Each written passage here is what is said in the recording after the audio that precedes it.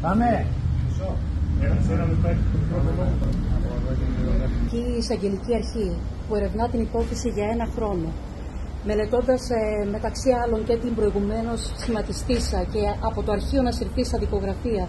για τη Σύμβαση 717 του 2014, καταλήγει σε ένα πόρισμα το οποίο έχει έρθει στη Βουλή από 10 Ιουλίου, το οποίο μιλά για ποινικές ευθύνες πολιτικών προσώπων και πιο συγκεκριμένα για τον Κωνσταντίνο Καραμαλή του Αχιλλέου, τον πρώην Υπουργό Μεταφορών και Υποδομών, για σοβαρές ενδείξεις ενοχής, για την κακουργηματική απιστία, το να μιλούμε για μια αίτηση κατάθεσης εξεταστικής, γενικόλογης εξεταστικής που ξεκινάει από το 1997, αυτό συνιστά περιφρόνηση των ευρημάτων της Ευρωπαϊκής Εισαγγελικής Αρχής και κατακριτέα απόφαση για συγκάλυψη αυτών. Η κυβέρνηση της Νέας Δημοκρατίας υποκριτικά, παρά το γεγονός δηλαδή που λέει ότι τιμά τους ευρωπαϊκούς θεσμούς, θέλει να σβήσει ένα πολύ σημαντικό πόρισμα της Ευρωπαϊκής Εισαγγελικής Αρχής για ευνόητους λόγους.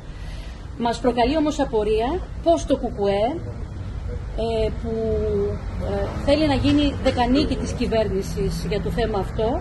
καταθέτοντας το αίτημα για μια γενικόλογη εξεταστική που ξεκινάει από το 1997, όταν υπάρχουν αυτές οι σοβαρές ενδείξεις ευθυνών για κακουργηματικές πράξεις του πρώην Υπουργού Μεταφορών. Σας λέω ότι αύριο ο ΣΥΡΙΖΑ θα καταθέσει αίτηση